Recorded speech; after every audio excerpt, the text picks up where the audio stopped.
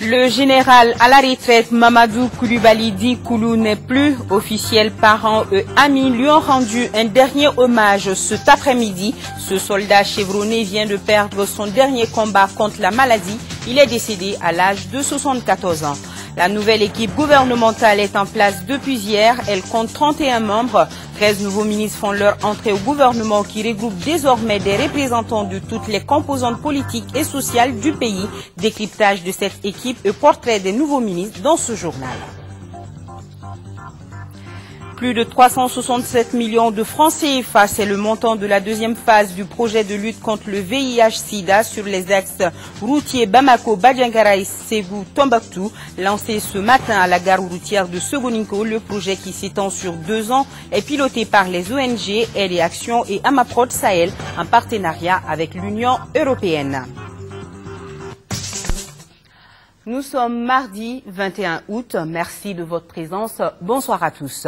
Le général de division à la retraite Mamadou Koulibaly, dit Koulou, n'est plus. Il a été arraché à l'affection des siens hier lundi. Un dernier hommage lui a été rendu cet après-midi sur la place d'armes du génie militaire. C'était en présence du président de la République par intérim, du Premier ministre, des membres du gouvernement, des corps constitués et d'une foule de parents et d'amis. Et nous allons revenir sur la cérémonie des obsèques au cours de ce journal. Le Premier ministre Cheikh Modibou Diarra a rencontré cet après-midi à la primature l'ensemble des ministres du nouveau gouvernement. Il s'agissait d'une prise de contact avec les nouveaux locataires de la cité administrative. Cheikh Modibou Diarra tenait à entretenir les ministres sur les missions qui les attendent. 2 défis majeurs attendent le gouvernement de consensus, à savoir la libération des régions du nord du Mali et l'organisation des élections générales. Rien n'a filtré de cette première rencontre de prise de contact. C'était cet après-midi à la primature.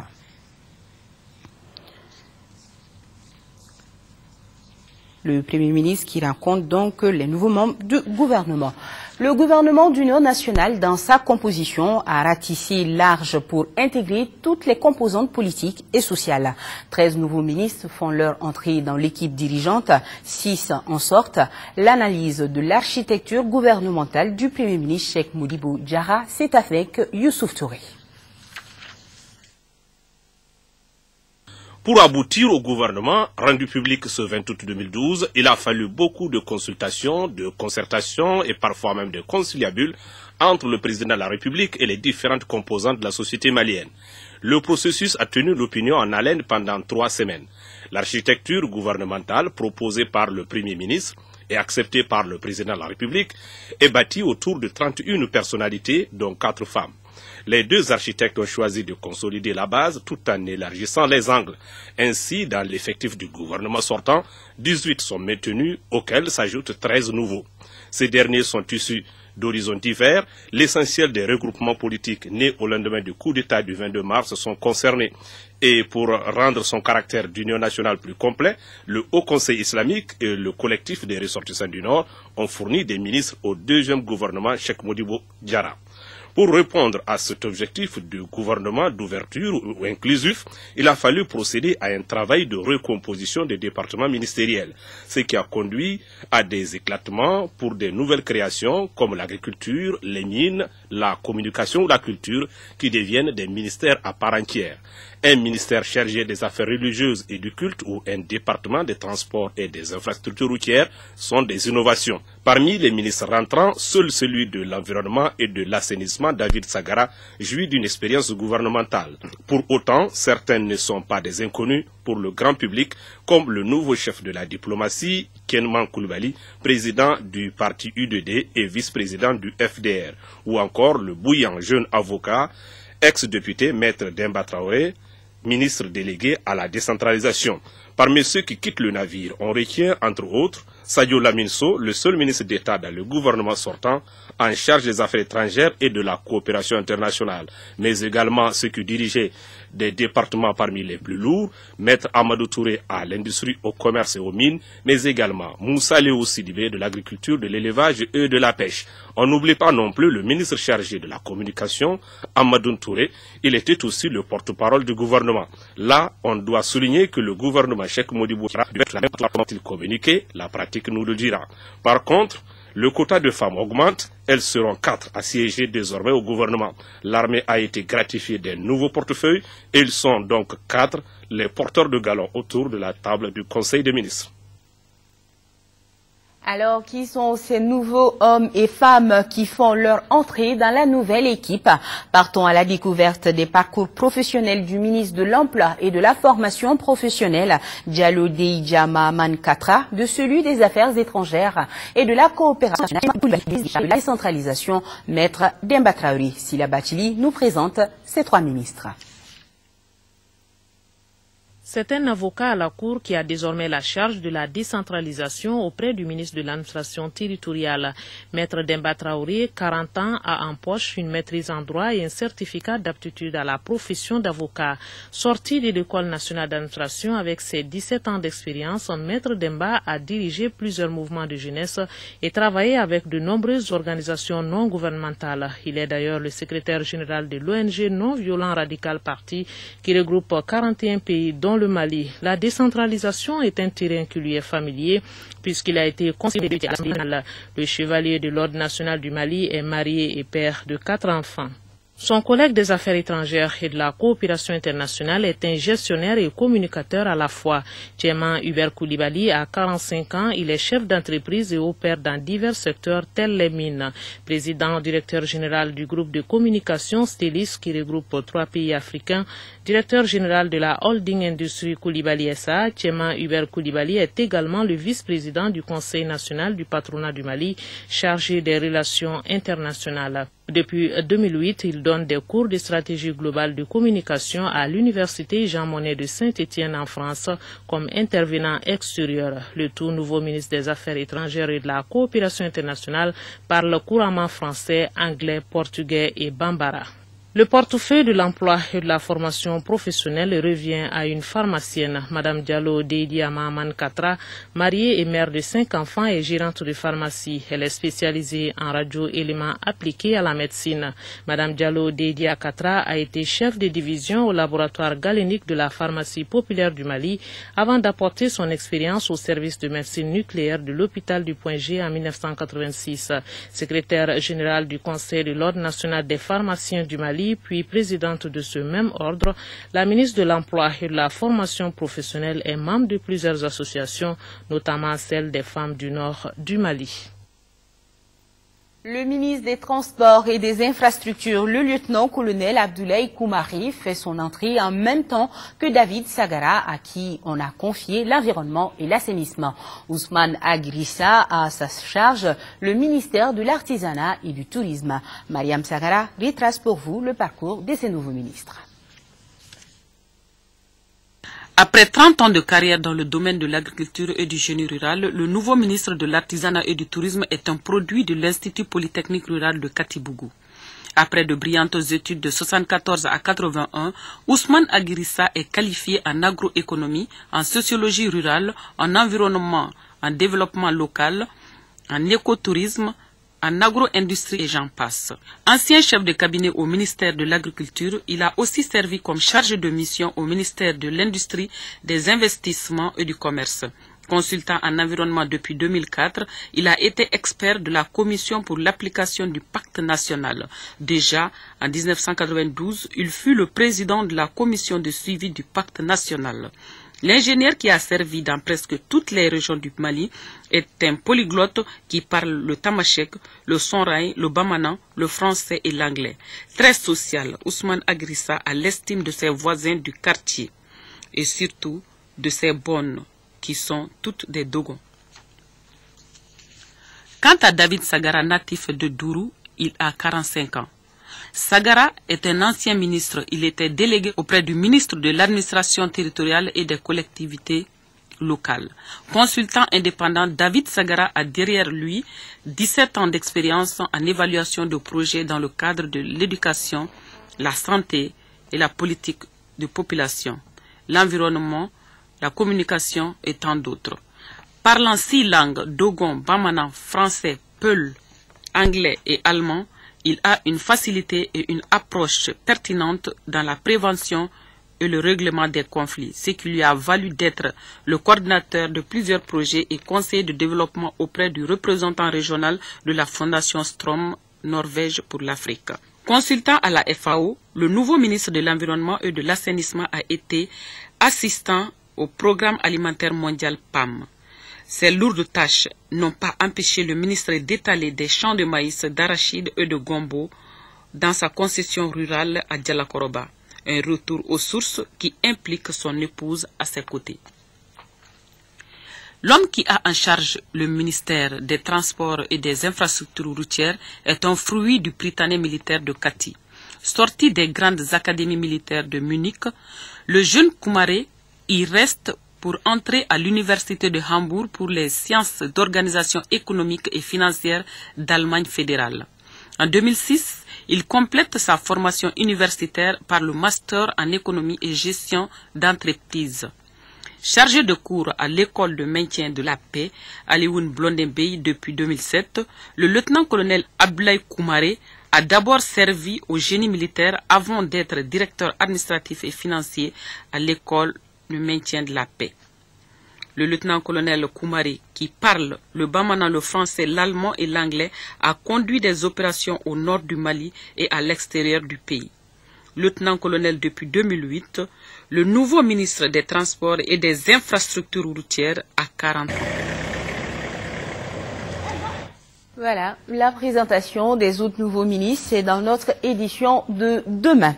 Autre titre de ce journal, l'Union européenne et la société civile se donnent la main pour réduire le taux de propagation du VIH-Sida sur les axes routiers. La deuxième phase du projet de lutte contre cette maladie a été lancée ce matin à la gare routière de Sogoniko. Le projet d'un montant de plus de 367 millions de francs CFA est piloté par les ONG Aide et Action et Amaprod Sahel. Le projet de 2 ans concerne les axes routiers de Bamako, Badiangara, Ségou et Tombouctou. Mohamed Diarra. Les résultats de la première phase du projet de lutte contre le sida sur l'axe Bamako-Labezanga ont impressionné l'Union européenne, raison pour laquelle elle a décidé de financer la seconde phase à hauteur de plus de 324 millions de francs CFA sur les 367 millions mobilisés à cet effet. Le projet concerne les axes routiers Bamako, Badiangara et Ségou-Tombouctou pour une durée de 2 ans. Il a pour but de réduire la propagation des essais et d'atténuer l'impact du VIH-Sida sur les populations vivant le long des principaux axes routiers à travers un accès accru à des services de conseil et de dépistage volontaire, des activités d'IEC, la distribution des préservatifs masculins et féminins. À en croire le conseil technique au ministère des Transports, la première phase du projet a permis de baisser le taux de prévalence du VIH-Sida au plan national, 1,3%. Les groupes cibles du projet sont les femmes, les jeunes et les enfants, des couches jugées vulnérables par les responsables du projet. Les autorités, elles, estiment que le combat est loin d'être gagné. Depuis l'apparition de la pandémie, plusieurs stratégies ont permis une réduction considérable du nombre de nouveaux cas dans le pays. Cependant, elles semblent être faiblement adaptées à nos pays subsahariens qui totalisent plus de 70% de l'ensemble des maladies. Dès lors, au regard de nos réalités économiques et sociales, nous percevons toute l'utilité de ce soutien de l'Union européenne et la nécessité d'approfondir la réflexion sur les stratégies les plus efficaces et les plus adaptées contre le VIH et le sida sur nos routes. L'objectif fixé par l'ONG Aide et Action et ses partenaires pour les 2 ans est clair. 0 nouvelle infection, 0 décès liés au sida et 0 discrimination. Caille, les habitants de la cité des Rails ont été surpris tôt ce matin par une forte pluie de 120 mm. Les inondations qui s'en sont suivies ont provoqué d'importants dégâts matériels avec des maisons effondrées. Mais aucune perte en vie humaine n'est à déplorer. Le gouverneur de région s'est rendu sur les lieux du sinistre pour constater les dégâts. Dans l'urgence, il a été décidé de faire loger dans les écoles les familles qui ont tout perdu. On fait le point avec Siaka Kounati. 128 mm de pluie sont tombés sur la ville de Caille dans la nuit de lundi à mardi entre 5h et 8h du matin, une quantité que la cité des Rails n'avait pas reçue depuis le jeudi noir de 1998, nous a-t-on dit. Les fortes pluies ont provoqué des inondations dans les 6 quartiers de la ville, mais ce sont les quartiers de Kassou et de Kaindi qui sont les plus touchés. Des habitations envahies par l'eau, des maisons effondrées, des objets personnels ou des vivres endommagés par l'eau, c'est l'amer constat fait par le gouverneur de région qui s'est rendu sur les lieux du sinistre. Heureusement, jusqu'à présent, on n'a pas constaté de pertes en vies humaines. Le constat est très amer. Et vraiment, il y a beaucoup de sinistrés. Et je compte sur l'élan de solidarité des populations de Caille et du Mali pour venir en aide à ces familles sinistrées. Il y a des familles qui ont tout perdu, maisons, denrées, tout. La population tente de sauver ce qui peut l'être, d'évacuer l'eau et tous les moyens sont utilisés pour ce faire. Ceux qui ont les moyens utilisent les motopompes. 2 équipes de la protection civile ont été déployées pour dégager l'eau des familles qui sont sérieusement touchées. Certains services techniques et établissements scolaires n'ont pas été épargnés. Ainsi, à l'Institut de formation professionnelle, le magasin a été envahi et les fournitures scolaires endommagées. Il en est de même pour la salle informatique et la bibliothèque. Le palais de justice et ses alentours sont pleins et certains agents sont obligés de garer leurs voitures à côté du lycée public, une situation consécutive au manque des réseaux de drainage des eaux de ruissellement dignes de ce nom, au non-curage des caniveaux par endroits, à l'incivisme de la population. Bien avant que l'hivernage ne s'installe, je pense que l'équipe de la mairie, en tout cas, a pu curer presque la totalité des caniveaux. Ce qu'il faut déplorer également, il y a l'incivisme de la population. Et au moment que nous, on curait les caniveaux, certains vraiment se livraient à des actes vraiment pas du tout louables. Les fossés ne sont pas des dépotoirs pour les ordures ménagères. Il y a vraiment aussi l'incivisme des populations et sûrement aussi le manque de moyens de la mairie et des collectivités pour pouvoir drainer toutes ces ordures en dehors de la ville de Caille. Il a été demandé au chef de quartier de recenser les victimes. En attendant, les familles qui ont tout perdu seront logées dans les écoles. Et place au gras format de ce journal. La capitale malienne connaît de nos jours un nouveau type de commerçant qui ne se contente plus de vendre à la sauvette entre les véhicules, mais dans l'embouteillage, mais s'installe anarchiquement au bord des routes et des grandes avenues. Résultat, des marchés spontanés sortent de partout en ville. Une pratique illégale qui gagne du terrain à cause de nombreux usagers qui ne résistent pas au charme et au prix réduit de ces marchandises. Circuler et acheter la nouvelle règle de la circulation bamakoise, un reportage de Aboubakar Maïka. À Bamako aujourd'hui, vous n'avez plus besoin d'aller au marché pour vous procurer de certaines choses, surtout quand vous êtes en véhicule ou en moto. Ce sont les marchandises elles-mêmes qui viennent directement à vous et surtout à des prix encore plus abordables que sur les marchés. Parmi les usagers assidus de la voie allant du monument de l'indépendance aux échangeurs multiples, nombreux ont fait escale chez ces nouveaux types de commerçants qui s'imposent graduellement à travers toutes les avenues de la capitale. Il y a quelques temps, il y a des clients, mais il y a quelques temps, il n'y a pas de clients. En réalité, tant que ça roule, il y a des clients. Il faut se surpasser des fois pour ne pas succomber au charme et au coût réduit de ces objets étalés ça et là. Ici, les habitants des bases A et B s'entendent de bon gré mal gré avec leurs vendeurs à la sauvette. L'on se demande encore si les travailleurs de la cité administrative ont découvert leurs nouveaux voisins. Ces vendeurs d'essence et de lunettes se dérangent même ici, tellement que leur nombre a augmenté ces derniers temps. Parce que ne yɛrɛ yɔrɔ caman ba de fréquenter ibi taa sigi yɔrɔ dɔw la bɔn yɔrɔtigi b'i gɛn ka bɔ a ye ne ka yɔrɔ ye bɔn yɔrɔ dɔw la i bɛ t'i sigi yen i bɛ se ka tile journée bɛɛ kɛ i ka feerelen tɛ tɛmɛ tile 2 kan bɔn denbaya bɛ e bolo. Certainement, vous vous demandez où sont passées les autorités chargées du contrôle des voies urbaines. Nous avons posé la même question à ces marchands ambulants. Surprise, il se trouve qu'ils ont été d'ailleurs maintes fois chassés d'ici, malgré, ils y viennent toujours. Le gouvernement là n'est pas visité, la mairie Moko n'est pas visitée. Elle va venir ramasser les sang tout le temps. Pour le souffle manakana, mairie Moko de Bitogana, nous sommes beaucoup, nous sommes Même sans contrôle, ces détaillants n'auraient jamais pu durer ici s'ils n'avaient pas autant de clients. Mais le nombre de motocyclistes et de conducteurs qui passent par là n'est apparemment pas négligeable. Pendant la dizaine de minutes que nous avons passées ici, nous avons dénombré une quinzaine d'usagers qui s'y approvisionnent. J'aime pas aller au marché, il y a trop de monde.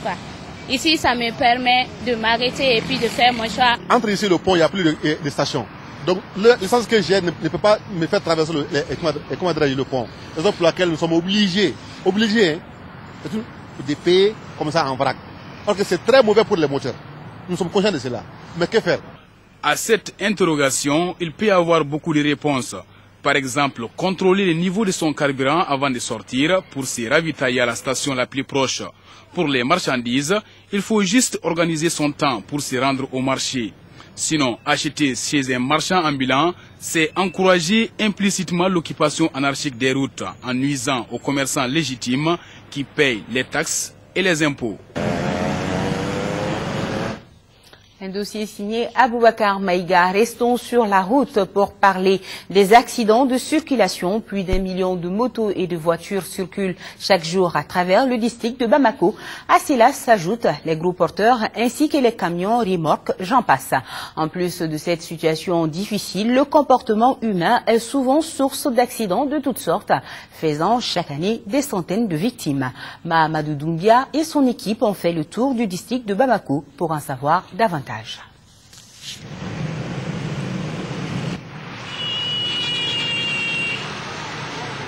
Se faufiler entre les automobilistes, s'asseoir sur la Jakarta comme un serpent, s'insulter dans la circulation après accrochage, voilà le lot quotidien des usagers de la route à travers le district de Bamako. Il faut respecter le feu rouge là, parce que le respect là, c'est considérant pour nous-mêmes, surtout les motos Jakarta là. Il y en a qui viennent sans s'arrêter, sans voir le feu rouge même. Il y a d'autres qui ne savent même pas comment ils ont déposé le feu rouge. Alors c'est l'intérêt pour nous tous. Bon, mieux de l'accepter, hein, c'est normal. Alors, il y a souvent des gens qui s'insultent dans la circulation. C'est un manque de respect à l'endroit d'autrui. Bien sûr, c'est un manque de respect. Vraiment, ce n'est pas bon. Ça, ce n'est pas suivi une bonne éducation au niveau de ta famille. Sinon, on ne doit pas faire des gingembre à la circulation, c'est tout. C'est tout, hein. Vraiment, simplement. On ne doit pas s'insulter. Les faits là, c'est comme un policier qui est arrêté. Si tu ne les respectes pas, tu vas tout droit à la mort. Conséquence, les centres hospitaliers, les pompiers et les policiers ont du pain sur la planche et quotidiennement par la faute de quelques imprudents auxquels ils doivent pourtant assistance. Ce que j'ai à dire aux jeunes d'aujourd'hui, c'est de ne pas inciter, respecter le fait, aller doucement. Malgré ces conduites jugées préjudiciables à la circulation volontairement appliquées par des jeunes et même souvent par des adultes, il y a lieu de réfléchir et de se remettre individuellement en cause, changer d'attitude, respecter les feux, mieux se respecter aussi dans la circulation. L'État a beaucoup investi dans la circulation. Je crois que compte tenu de tous ces facteurs-là, on doit respecter, on doit être discipliné. J'interpelle tous mes frères et sœurs à la circulation. Autre inconduite pouvant créer le désordre ou même des accidents dans la circulation, le port des oreillettes ou des casques pour écouter de la musique comme dans une boîte de nuit virtuelle. L'objectif final d'un tel comportement, c'est l'hôpital pour les plus chanceux. C'est dû à la pauvreté. Hein? Tout le monde courit derrière l'argent, tout le monde est pressé pour subvenir aux besoins de la famille. Donc on ne respecte même plus les faits. Les usagers ne se respectent plus. C'est ça quoi, c'est dû à la pauvreté. Pour trouver des solutions définitives à ce problème récurrent de la circulation routière, n'est-il pas aujourd'hui nécessaire d'inclure des cours sur la circulation routière dans les écoles ou même dans les universités ou des séances de recyclage ou de perfectionnement pour adultes pour une meilleure conduite automoto? J'appelle tous les Maliens et tous les Maliennes de comprendre, de respecter les faits, de respecter les policiers et de respecter leur propre vie aussi. Ok? Rouler vite, toujours vite, n'est pas une bonne solution pour celui qui veut arriver à bon port. Prudence est meilleure. Il y va de notre santé, de notre avenir. Un tour à présent à la brigade territoriale de Bamako-Kouroua. Les agents de la brigade viennent de mettre hors d'état de nuire 4 malfrats. Leur arrestation fait suite au braquage d'un commerçant du marché d'Ibida disposant d'une somme de 40 millions de francs CFA qu'il partait d'ailleurs déposer à la banque. Ces individus font partie d'une bande de 7 bandits de grand chemin. Les autres membres du groupe sont en fuite. Tiemro Konaté, reportage. Le forfait a été perpétré le 8 août aux alentours de 9h du matin dans un endroit non loin du marché d'Ibida. C'est un commerçant de ce marché du nom de Mamadou Dramé qui a été braqué par 4 individus se faisant passer pour des militaires. Sur le champ, la victime a été dépossédée d'une somme de 40 millions de francs CFA qu'il partait déposer à la banque. L'opération s'est déroulée à travers la complicité de 3 de ses proches collaborateurs. Aussitôt alertés, les forces de sécurité de la capitale ont enclenché un processus d'investigation, ce qui a conduit à l'arrestation de 4 d'entre eux, dont 2 complices. Il s'agit respectivement de Mohamed Cheikh Nandao, Alaï So, Mohamed Traoré et Mori Mareko. Avant l'arrivée de notre équipe de reportage, les complices avaient été déjà traduits devant le procureur du tribunal de la commune 4. Mohamed Cheikh Nandao.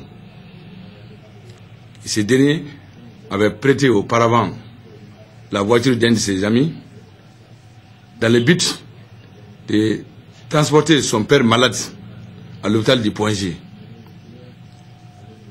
Mais il a utilisé l'engin à d'autres fins. Ce n'était pas vrai, parce que au cours de la juridiction, nous avons su que le propriétaire de l'engin n'était pas au courant que ce véhicule devait être utilisé pour la commission d'une infraction. Si des individus arborent la tenue pour aller commettre des infractions, il est de notre devoir, en tout cas, de les arrêter. Et c'est en cet endroit qu'il est important pour la population de nous donner des informations pour contrecarrer de telles actions. Ce ne sont pas des militaires. Un militaire ne peut pas opérer, comme on appelle, sans pour autant que la hiérarchie ne soit informée. Le commandant de la brigade territoriale de Bamako-Kouroua affirme que 2 numéros verts sont à la disposition de la population. Il s'agit de 80 0011 14 pour la gendarmerie et de 80 0011 15 pour la police. Ce qui devra permettre de mettre le grappin sur les 3 autres, Daouda, Ivoirien et Cheikh Namala Diakité en fuite, et de traquer les malfrats de tout Akabi. Et je vous le disais en début de ce journal, le général de division à la retraite, Mamadou Coulibaly dit Koulou, n'est plus. Il a été arraché à l'affection des siens hier lundi. Un dernier hommage lui a été rendu cet après-midi sur la place d'armes du génie militaire. C'était en présence du président de la République par intérim, du Premier ministre, des membres du gouvernement, des corps constitués et d'une foule de parents et d'amis. Daouda Sidiki Diarra nous en parle. Un autre grand homme de la nation s'en est allé.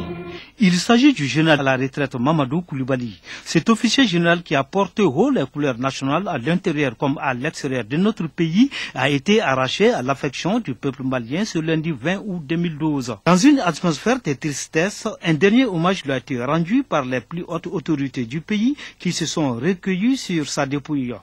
Ces autorités ont signé le livre de condoléances dans lequel elles ont prié pour le repos de l'âme de l'illustre disparu.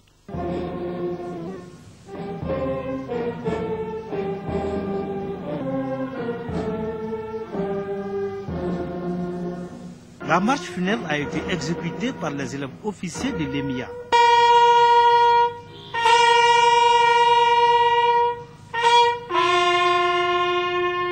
Engagé comme volontaire dans l'armée coloniale en 1956, il fut affecté à la compagnie saharienne motorisée de Tombouctou en 1957. Il fut rappelé au Bercail en 1961 et fut affecté à la compagnie des parachutistes avant de rejoindre l'escadron de reconnaissance de Bamako en octobre 1961. À la création de l'armée de l'air en 1976, il en fut le chef d'état-major. En dehors des postes militaires, l'homme par ses qualités fut choisi pour piloter la commission de distribution des logements sociaux. Bakoulou, comme l'appelaient ses intimes amis, était infidèle parmi les fidèles. Son exemple fut une référence partout dans le pays et même en dehors du Mali. C'est un grand-père en jargon militaire, sinon c'est un aîné il peut être même un père pour moi. Quand je sortais de l'ENIA, il était ministre de la Défense. Donc il a présidé la cérémonie de notre sortie en tant que ministre de la Défense. Donc nous perdons un grand homme, un aîné, un valeureux fils du Mali. Il fréquenta l'école de l'air des États-Unis et fut blessé au cours d'un service commandé au Mali.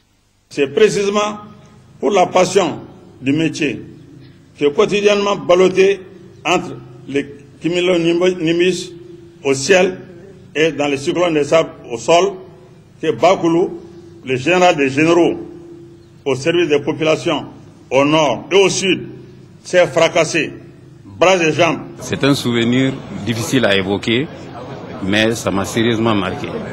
C'était dans les années 1976, au cours de l'accident d'avion dont il était le commandant de bord et qui lui a coûté une jambe, une main et des brûlures sur tout le corps. J'ai eu l'honneur de faire partie de la commission d'enquête pour savoir réellement ce qui s'était passé ce jour-là. Quand on est arrivé sur les lieux, en me promenant autour de l'épave, la chose qui m'a marqué d'abord, c'est quand j'ai soulevé un casque lourd et que j'ai trouvé sa main sous ce casque-là.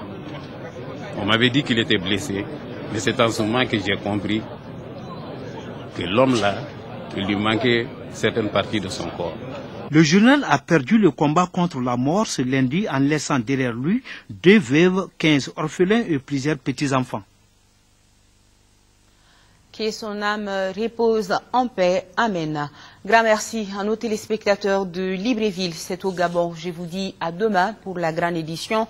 Nous sommes de cœur et d'action avec nos compatriotes des régions du nord du Mali vivant sous occupation.